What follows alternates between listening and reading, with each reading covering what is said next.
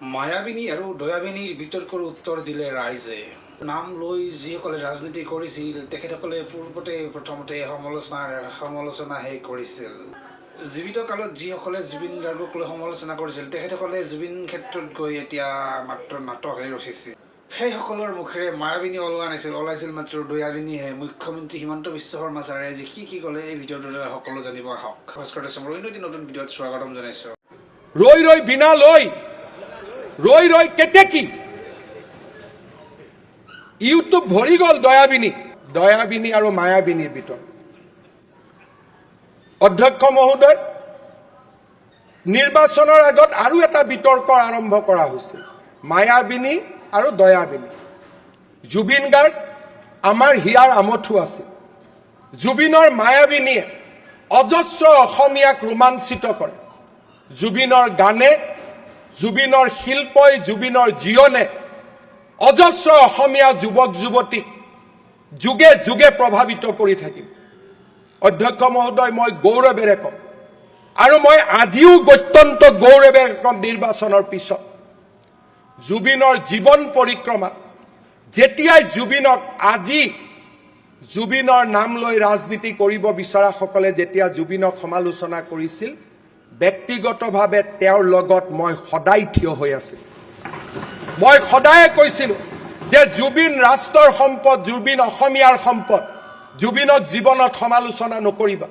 জুবিনৰ যেতিয়া মৃত্যু হ'ব আমি সকলোৱে কান্দিব লাগিব।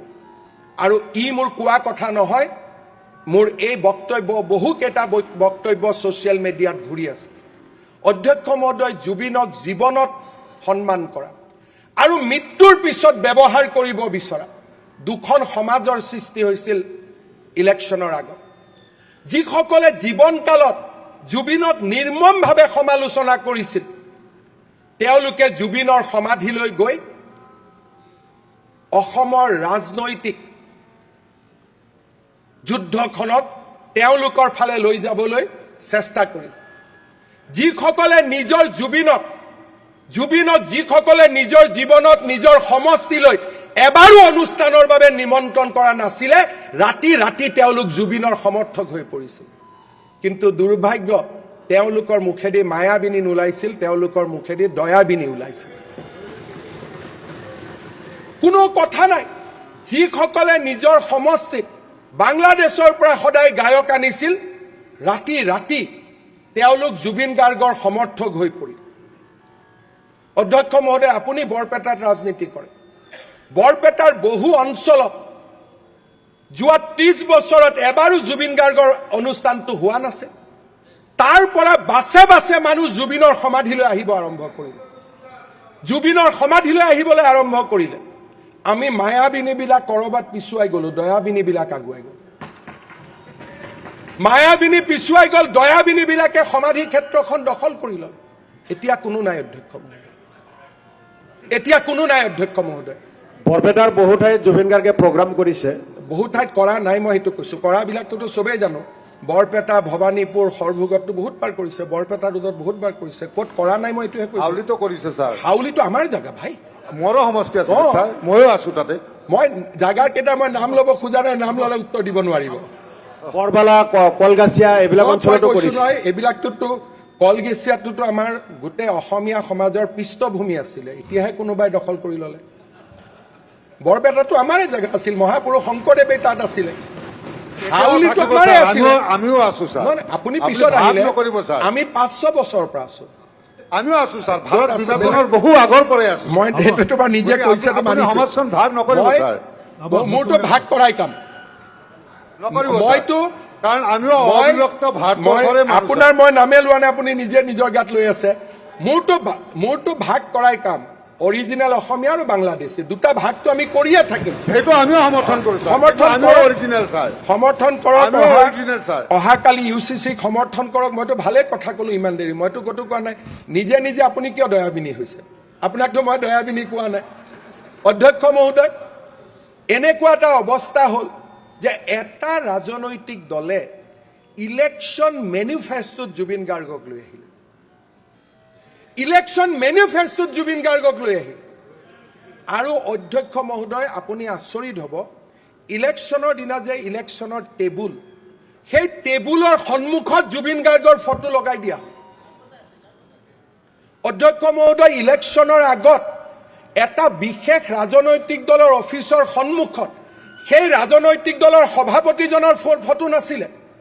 বিজেপিৰ কাৰ্যালয়ৰ সন্মুখত বাজপেয়ী, নৰেন্দ্ৰ মোদীৰ ফটো দেখা পোৱা যায়। কংগ্ৰেছৰ কাৰ্যালয়ৰ সন্মুখত ৰাজীৱ গান্ধী, ইন্দিৰা গান্ধী, ৰাহুল গান্ধীৰ ফটো দেখা পোৱা যায়। এইবাৰ বদলি গ'ল অধ্যক্ষ মহোদয়, সদায় বদলি থাকিবনে নাই? এইবাৰ বদলি গ'ল অধ্যক্ষ মহোদয়। ৰাজনৈতিক দলৰ কাৰ্যালয়লৈ জুবিন গাৰ্গক লৈ অহা হ'ল। অসমৰ ৰাইজে উত্তৰ কি দিলে? অসমৰ ৰাইজে উত্তৰ দিলে যে জুবিন গাৰ্গক লৈ ৰাজনীতি নকৰিবা, তেওঁ আমাৰ সম্পত্তি।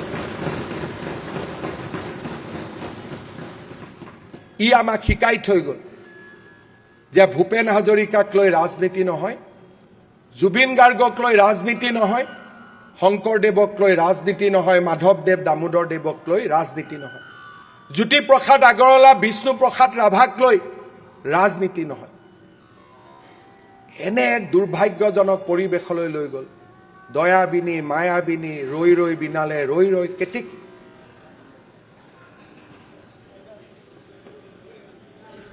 কিমান তললৈ যাব পাৰে অধ্যক্ষ মহোদয়? ৰৈ ৰৈ বিনালৈ, ৰৈ ৰৈ কেতেকী। ইউটিউব ভৰি গ'ল দয়াবিনী। অধ্যক্ষ মহোদয়, আজিৰ দিনটোত আমি সংকল্প ল'ব লাগিব যে অসমৰ জাতীয় জীৱনৰ সিংহ পুৰুষসকলক লৈ আমি ৰাজনীতি নকৰোঁ। এই নিৰ্বাচনে আমাক শিকাই থৈ গ'ল দুটা মেছেজ। পৰিয়ালক লৈ ৰাজনীতি নহয়, কিবা আছে আদালতত যোৱা, কোৰ্টত যোৱা, যি আছে সমাধান কৰা।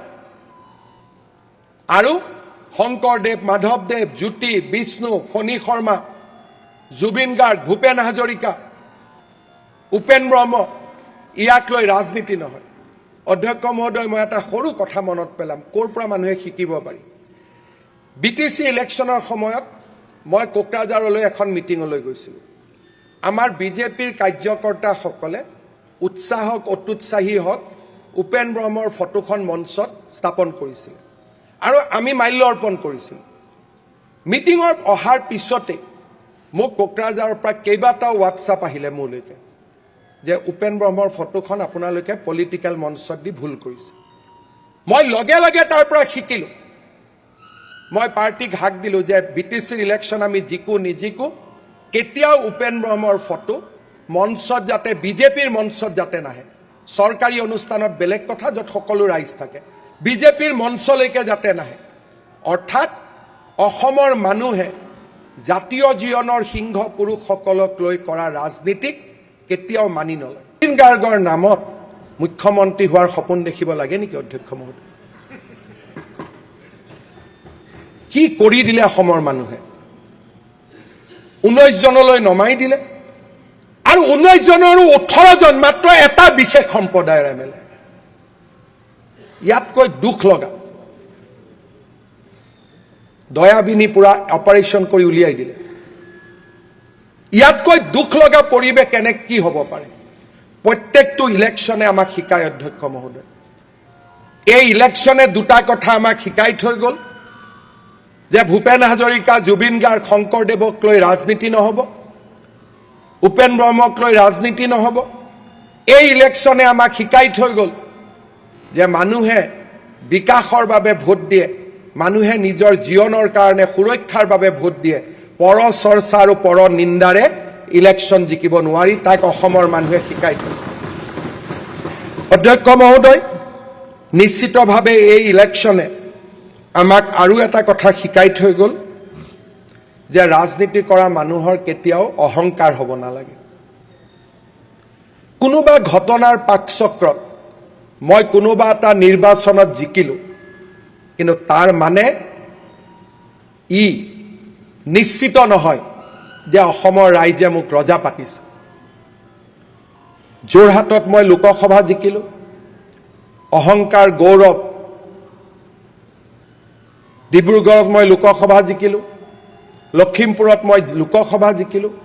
অহংকাৰ, গৌৰৱ, দৰ্প বাঢ়ি বাঢ়ি গৈ থাকিলে 2 বছৰৰ ভিতৰতে সৰু বিধানসভাৰ নিৰ্বাচনতে মোক হৰুৱাই দিলে তাৰ মানে এই নিৰ্বাচনে এটা কথা স্পষ্টভাৱে বুজাই দিছে সকলোকে শিক্ষা দিলে যে আজি জিকিছো মানে তাৰ গ্যাৰেণ্টি নহয় যে অহা কালিও আমি জিকিম মই যুৱ বিধায়কসকলক দুটা কথা ক'ব চেষ্টা কৰিম তথ্যৰ পৰা কম আক্ৰমণ কৰি নকম এজন ব্যক্তিক এটা পাৰ্লামেণ্টাৰী সিটত ভয়াবহভাৱে অসমৰ মানুহে ইলেকশ্যন জিকাই দিলে 2024 চনত মানুহে দেখা পালে যে ইয়াত গৌৰৱ আছে দৰ্প আছে অহংকাৰ আছে 26ত 20,000 জিকা সিট এটা 23,000 ধৰুৱাই পঠাই দিলে ই আমি ল'ব বিচৰা শিক্ষা তাৰ মানে আমাৰ এই আসনখন কাৰো কাৰণেই পাৰ্মানেণ্ট নহয় যদি ৰাইজে জিকাব পাৰে ৰাইজে আমাক হৰুৱাব পাৰে মই ভাবো যেতিয়া আমি মনত এটা ভাব লম যেতিয়া আমি মনত অহংকাৰৰ সৃষ্টি কৰি যে আমি জিকি আহিলো অহাবাৰো আমি জিকিম মই ভাবো মানুহে প্ৰত্যেক দিনাই অহংকাৰক চিনি পায় মানুহে যেনেকে হাঁহে পানী আৰু গাখীৰৰ পাৰ্থক্য বুজি পায় তেনেকে মানুহেও অহংকাৰী বিধায়ক আৰু শান্তিপ্ৰিয় সাধাৰণ মানুহৰ লগত থাকিব পৰা বিধায়কক বুজি পায় সদনত খুব সম্ভৱ 6 বাৰ একেলগে ইলেকশ্যনত জিকি অহা বিধায়ক হিচাপে মই আছো আনসকলে সবাৰ জিকিছে কৰবাত হয়তো গতি পৰিছে জ্যোতি পৰিছে পদ্মদাও আছে সবাৰ জিকিছে নতুন প্ৰজন্মৰ বিধায়কসকলে সিদ্ধান্ত ল'ব লাগিব যে আমি এবাৰৰ কাৰণে বিধায়ক হ'ব অহা নাই আমি বাৰে বাৰে বিধায়ক হ'বৰ কাৰণে সদনত আহিছো আৰু তেতিয়া আমি বাৰে বাৰে বিধায়ক হ'ব পাৰিম যেতিয়া আমি মনত অহংকাৰক জন্ম নিদো জীৱনত আটাইতকৈ ডাঙৰ শত্ৰু হ'ল অহংকাৰ বিধায়ক হোৱাৰ লগে লগে যেতিয়া আমাৰ কাপোৰৰ পৰিৱৰ্তন হ'ব খোৱাৰ ব্যৱস্থাৰ পৰিৱৰ্তন হ'ব সমষ্টিৰ পৰা সাধাৰণ ৰাইজক বেয়া কথা গালি গালাজ কৰিবলৈ আৰম্ভ কৰো তেতিয়াৰ প্ৰায় স্খলন আৰম্ভ বহু যোৱা 15 বিধানসভাত থকা বহু বিধায়ক আজি সদনত অহা নাই তাৰ পৰা নিশ্চয় নতুন ভিডিওটো চাই কেনেকুৱা পালে কমেণ্ট বক্সত জুবিন দাৰ এফাকে উলিয়াব লাগিব যদি মোৰ পেজত নতুনকৈ আহিছে পেজটো ফ'ল' কৰিব যদি মোৰ ইউটিউব চেনেলত নতুনকৈ চেনেলটো মোৰ ছাবস্ক্ৰাইব কৰিব জয় অসম জয় জুবিন দা ধন্যবাদ